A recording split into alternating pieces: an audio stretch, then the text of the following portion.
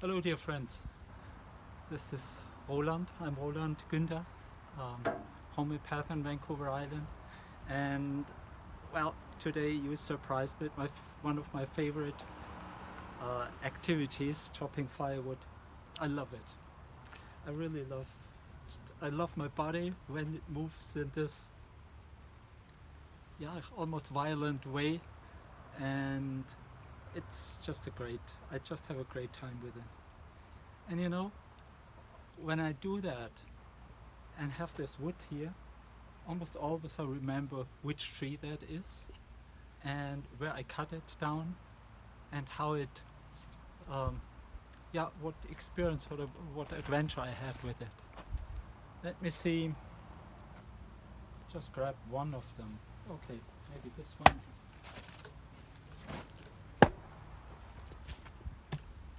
This one, for example, has really a special story. It's a hemlock, a hemlock tree. And now maybe poison hemlock, that's a herb, that's something different. Yeah? Hemlock tree is a conifer that's here pretty common in the Pacific Northwest, in the forest. Now, a few weeks ago, friends of mine called me and said, hey, after the last storm, there was a big hemlock coming down in our yard, and do you want it for firewood? I said, absolutely, I want it for firewood. So, a while later, I was on a rainy day, I came with my chainsaw and saw this wonderful tree that came down during the storm and chopped it up. And when I was almost done, my friend came out of the house, and she's a retired craniosacral therapist.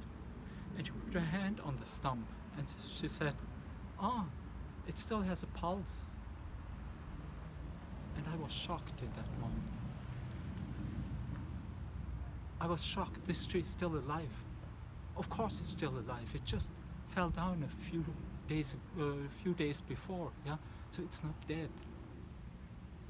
But I was shocked about that I did not talk with this tree, that I treated it like a dead object. So I put down my a chainsaw and went to my car, got an offering of tobacco, and went to that stump and said, hey, dear hemlock, I really apologize for having treated you like a dead object, but you're a living, sentient being, a soulful being. And I'm sorry, I'm really sorry.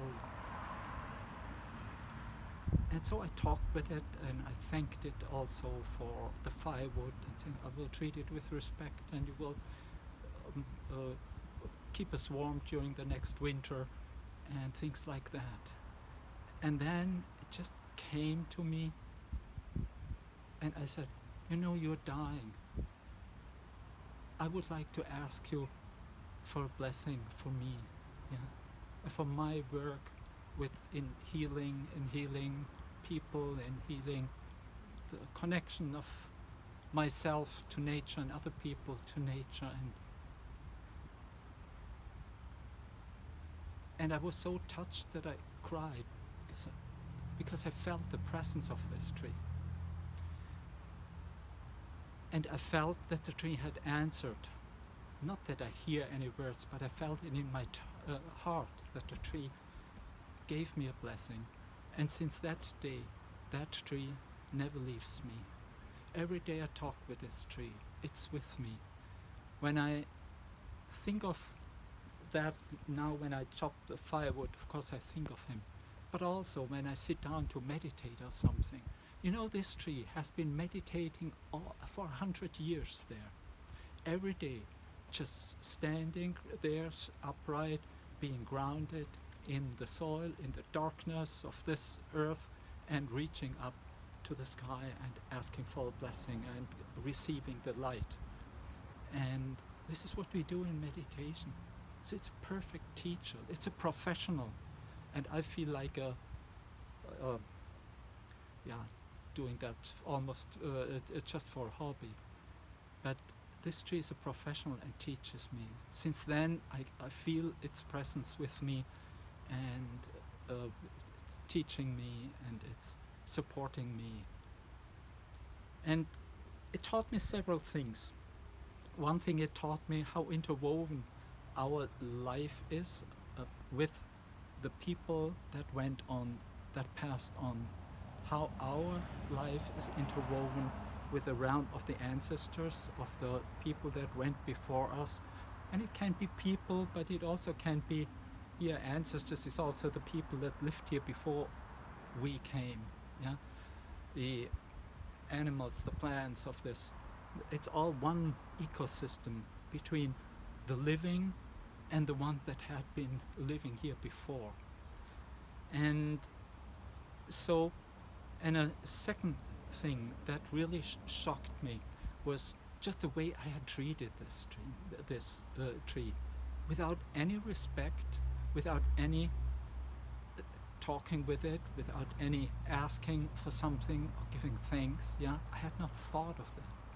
And I realized, this is, in the Tao Te Ching, it says, you want to improve the world? If you tamper with it, you'll ruin it. And if you make it an object, you will lose it. And this is exactly what I did. I made it an object just of what I wanted. So I was out of any decent relationship to this tree. And when we make something to an object, pure object of our whatever we want, yeah, there's something we kill. There's something that dies. The relationship, a sacred relationship, dies. Why is this a sacred relationship? Because this is how God speaks to us. God speaks to us through His creation, His or her creation. This is the book of life, how God speaks to us. And in this creation, this is the direct communication. This is the manifest divine law that we see and that we face in nature. And we got to deal with that really with respect. Of course, I also would have cut it down with my chainsaw if I would have first had a conversation, but I would have first had a conversation. And this is how we kill things, how we destroy things, making it an object. And if this is in agriculture, that's not a culture but the rape of the land. If this is in a forestry, that's not really a culture and a relationship between us and the land and the forest and the trees, but it's just taking. If this is what I, in my medical studies, when I was at medical school, what we did and had to do with the rats and with the frogs, yeah, to torture these beings, yeah. We did not treat them like living sentient beings. We just treated them as objects. And there's something dying in that. And I think we have to restore this sacred relationship between us and the living, but also between us and the ones that have been living before. Thank you so much for meeting me today here on my chopping firewood pastime, and see you next time. Thank you.